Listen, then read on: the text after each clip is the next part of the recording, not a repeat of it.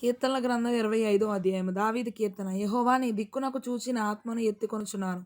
నా దేవా నీ యందు నమ్మిక ఉంచియున్నాను. నన్ను సిగ్గుపడనీయకము. నా శత్రువులను నన్ను గూర్చి ఉత్సహింపనీయకము. నీ కొరకు కనిపెట్టు వారిలో ఎవడనూ సిగ్గునొందడు. హేతువు లేకుండానే ద్రోహము చేయువారు సిగ్గునొందుదురు. యెహోవా నీ మార్గములను నాకు తెలియజేయుము.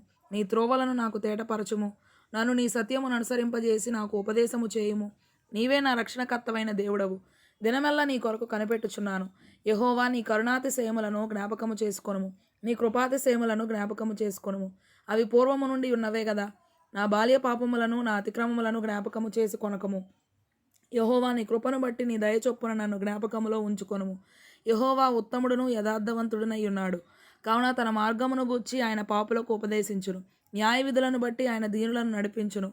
తన మార్గమును దీనులకు నేర్పును. ఆయన చేసిన నిబంధనను, ఆయన నియమించిన శాసనములను గైకొను వారి విషయంలో యెహోవా త్రోవలన్నీయు కృపాసత్యమయములై ఉన్నవి. యెహోవా నా పాపము బహుఘోరమైనది. నీ నామమును బట్టి దాన్ని క్షమింపుము. యెహోవా యందు భయభక్తులు గలవాడెవడో వాడు కోరుకొనవలసిన మార్గమును ఆయన వానికి బోధించును. అతని ప్రాణము నెమ్మదిగా ఉండును. అతని సంతానము భూమిని స్వతంత్రించుకొనును. యెహోవా మర్మము ఆయన యందు భయభక్తులు గల వారికి తెలిసి ఉన్నది.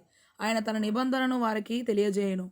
నా కనుదృష్టి ఎల్లప్పుడూ యెహోవా వైపునకే తిరిగి ఉన్నది. ఆయన నా పాదములను వలలో నుండి విడిపించును. నేను ఏకాకిని బాధపడువాడను.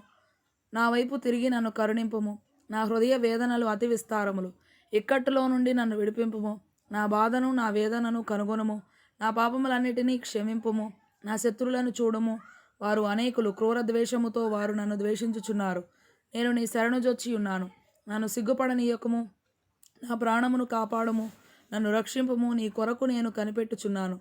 యథార్థతయు నిర్దోషత్వమును నన్ను సంరక్షించునుగాక.